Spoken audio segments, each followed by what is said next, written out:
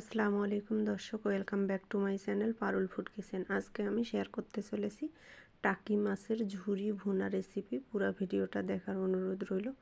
চলেন তাহলে দেখে আসি এই টাকি মাছের ভুনা কিভাবে আমি করেছি তার প্রস্তুত প্রণালী। আমি টাকি মাছ এখানে সুন্দর করে কেটে বেছে ধুয়ে পরিষ্কার করে নিয়েছি। এখন এগুলোকে সিদ্ধ করার পালা। আমি চুলায় ফ্রাই প্যান বসিয়ে পরিমাণ মতো পানি, অল্প করে হলুদ, অল্প পরিমাণ লবণ অ্যাড করে নিলাম। তারপরে পানিটাকে নেড়ে চেড়ে দিয়ে এখন আমি টাকি মাছটাকে এখানে অ্যাড করে দিব। টাকি মাছটাকে দেওয়ার পর আমি ঢাকনা দিয়ে 5 মিনিটের মতো টাকি মাছটাকে সিদ্ধ করে নেব। টাকি মাছটাকে সিদ্ধ করে নিয়ে আমি টাকি মাছের যে মাঝের কাঁটাটা আছে সেটা বেছে নেব। 5 মিনিট পর ফিরে এসে দেখেন আমি টাকি মাছটাকে সিদ্ধ করে ঠান্ডা করে সুন্দর করে পরিষ্কার করে নিয়েছি। মাঝের যে কাঁটাটা আছে সেটা বেছে নিয়েছি। এখন আমি ফ্রাই প্যান বসিয়ে দিয়েছি, পরিমাণ মতো তেল দিয়ে নিয়েছি। এখন এই তেলে আমি ফোড়নে দিলাম শুকনো মরিচ, তারপরে এখানে পেঁয়াজ কুচানো অ্যাড করে দিলাম, তারপরে দিলাম কাঁচামরিচ কুচানো।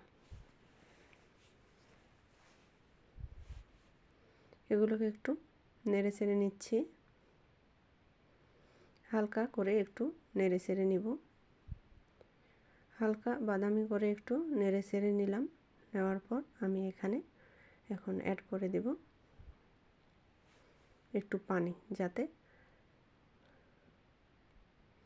গুঁড়া মশলা অ্যাড করব, এজন্য এখানে পানি অ্যাড করব। তার আগে আমি এখানে অ্যাড করে দিলাম টমেটো কুচানো। টমেটো কুচানো অ্যাড করে দেওয়ার পর আমি কিছুক্ষণ একটু টমেটোকে ভেজে নিব। টমেটোর যে কাঁচা গন্ধটা আছে সেটা চলে যাওয়া অবধি একটু ভেজে নিচ্ছি। নেওয়ার পর এখানে আমি একটু পানি অ্যাড করে দিলাম। তারপর নেড়ে চেড়ে এখন আমি এখানে মশলা অ্যাড করব।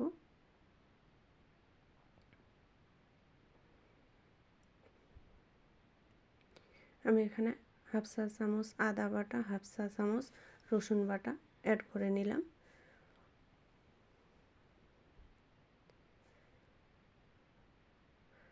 আপনারা চাইলে টমেটোটা স্কিপ করতে পারেন, টমেটোটা অপশনাল, তবে আমার ভালো লাগে এজন্য আমি অ্যাড করে নিয়েছি।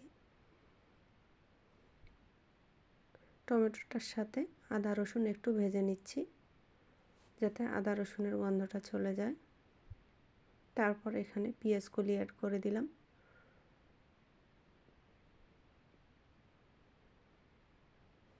তারপরে ভালোভাবে নেড়ে চেড়ে নিচ্ছি।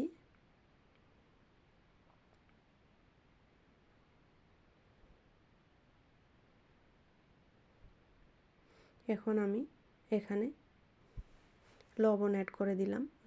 লবণটা আপনারা আপনাদের পরিমাণ মতো অ্যাড করে নেবেন।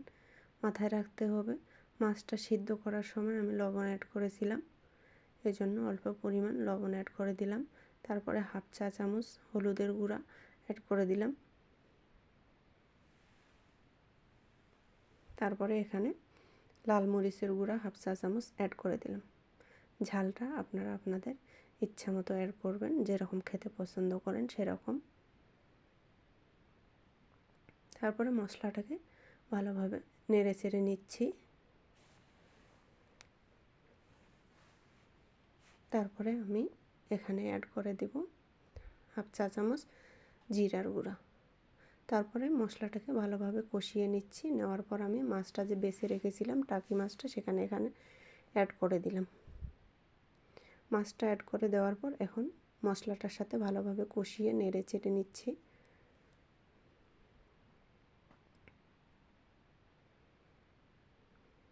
আপনারা আমার চ্যানেলে নতুন হয়ে থাকলে আমার চ্যানেলটিকে সাবস্ক্রাইব করে আমার পাশে থাকতে পারেন। যারা ফেসবুক থেকে দেখতেছেন তারা ফলো দিয়ে দিবেন। আমার এই সিম্পল রেসিপি যদি আপনাদের ভালো লাগে থাকে তাহলে সাবস্ক্রাইব করে আমার পাশে থাকতে পারেন এবং নতুন নতুন ভিডিও পাওয়ার জন্য আমার চ্যানেলটি সাবস্ক্রাইব করে তার বেল বাটন অন করে রাখতে পারেন। নেড়ে চেড়ে নিয়ে একটু পানি অ্যাড করে দিলাম। যাতে মশলাটা মাছের সাথে ভালোভাবে মিক্সড হয়ে যায়। এজন্য বেশি পানি অ্যাড করার দরকার নেই, কারণ মাছটা আমি সিদ্ধ করে নিয়েছি। এখন ঢাকনা দিয়ে 2 মিনিট কুক করার পর পানিটা শুকিয়ে গেছে, দেখতেই পাচ্ছেন। এখন মাছটাকে আমি অল্প আঁচে ভেজে নিব এভাবে। আমি যেহেতু টাকি মাছের ঝুরি ভুনা করব, সেহেতু চুলাটা লো টু মিডিয়ামে রেখে অল্প আঁচে মাছটাকে এভাবে ভেজে ভেজে সুন্দর একটা কালার আসলে নামিয়ে নিব।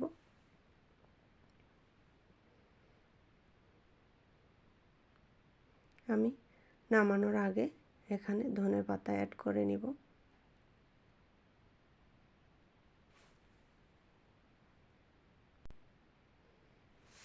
আমি ধনেপাতাটা অ্যাড করে নেওয়ার পর একটু ভালোভাবে টাকি মাছটার ঝুরির সাথে সুন্দর করে মিক্সড করে নিব। ধনেপাতা দেওয়ার পর আর বেশিক্ষণ আমি চুলায় রাখবো না, এটাকে কুক করব না আর, কারণ আমার রান্নাটা অলরেডি ডান হয়ে গেছে। নেড়ে চেড়ে নামিয়ে আপনাদের পরিবেশন করে দেখাচ্ছি যে কতটা লোভনীয় হয় এ ধরনের টাকি মাছের ঝুরি ভুনা। দেখেন কতটা ঝরঝরে আর কতটা কালারফুল হয়েছে। দেখতে যতটা সুন্দর, খেতেও ততটা লোভনীয় ছিল। আপনারাও ট্রাই করতে পারেন।